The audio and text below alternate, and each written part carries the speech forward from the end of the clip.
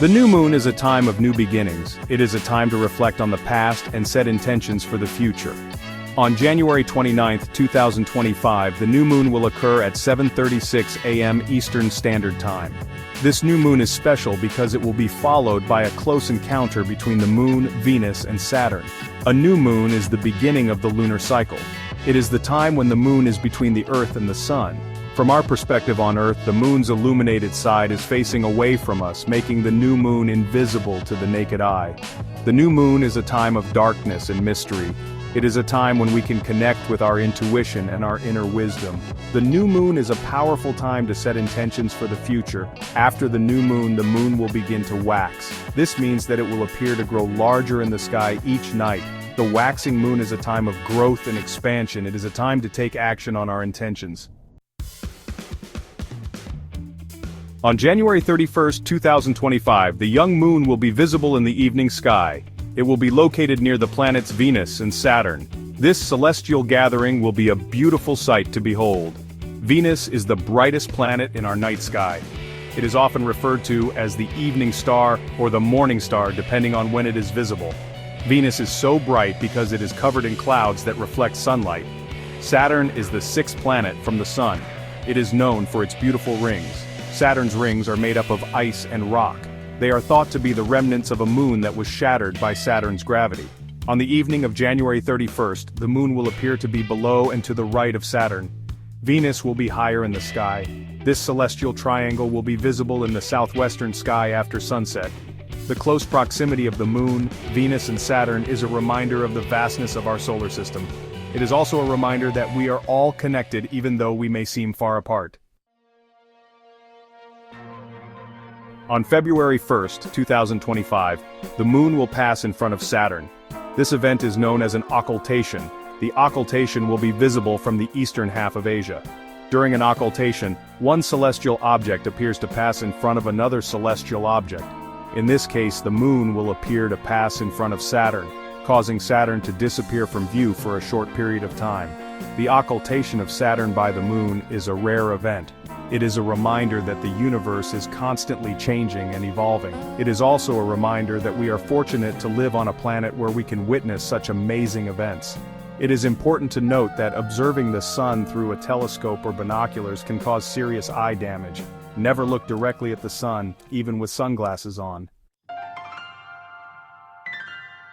Section 4. Exploring the night sky, Venus, Mars, and Jupiter. In addition to Venus and Saturn, there will be other planets visible in the night sky in January 2025. Mars will be visible in the east after sunset. It will be located near the star Pollux in the constellation Gemini. Jupiter will be visible in the southeast after sunset. It will be located near the star Aldebaran in the constellation Taurus. Mars is the fourth planet from the Sun. It is known as the red planet because of its reddish appearance. Mars gets its red color from iron oxide, which is also known as rust. Jupiter is the fifth planet from the Sun. It is the largest planet in our solar system. Jupiter is a gas giant, which means that it is made up mostly of gas and dust. Venus, Mars, and Jupiter are all visible to the naked eye. However, you can get a better view of them with a telescope or binoculars. If you are interested in learning more about astronomy, I encourage you to visit your local observatory or planetarium. Section 5. Enhancing the view, a telescope for your backyard. A telescope is a wonderful tool for exploring the night sky. It allows you to see distant objects in greater detail. If you are thinking about getting a telescope, there are a few things you should keep in mind. First, consider your budget. Telescopes can range in price from a few $100s to several $1,000s. Second, consider what you want to observe. If you are primarily interested in observing planets, you will need a different type of telescope than if you are interested in observing galaxies. Third, consider your experience level. If you are a beginner, you will want to start with a simple, easy-to-use telescope. There are many great telescopes on the market for beginners. I recommend the Celestron Nexstar 4 SE. It is a great telescope for beginners who want to get a quality view of the planets. Section 6. Navigating the Northern Hemisphere's winter sky. The winter sky is home to some of the most recognizable constellations in the Northern Hemisphere. These constellations include Canis Major, Orion, Gemini, Auriga, Taurus, and Ursa Major. Canis Major is home to Sirius, the brightest star in the night sky. Orion is home to Betelgeuse and Rigel, two of the brightest stars in the night sky. Gemini is home to Castor and Pollux, two bright stars that are close together.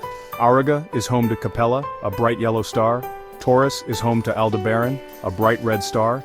Ursa Major is home to the Big Dipper, a group of 7 stars that form the shape of a dipper. To find Sirius, look for the constellation Orion. Sirius is located below and to the left of Orion's belt, which is a group of 3 stars that form a straight line. To find the Big Dipper, look for the constellation Ursa Major. The Big Dipper is located in the tail of the bear. Section 7. Unveiling the Southern Hemisphere's summer constellations. The summer sky in the Southern Hemisphere offers a different set of constellations to explore. Among them, Puppis, Carina, Vela, Crux, and Centaurus stand out. Carina, once part of a larger ship constellation, boasts Canopus, the second brightest star in the night sky.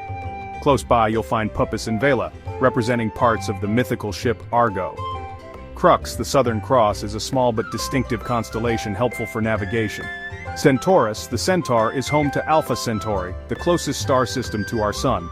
Using Orion as your guide, you can find Sirius, and from there, locate Canopus, even brighter. Puppis and Vela are situated near Canopus, forming a trail from the dazzling star. Crux is easily spotted low in the southern sky while Centaurus lies nearby.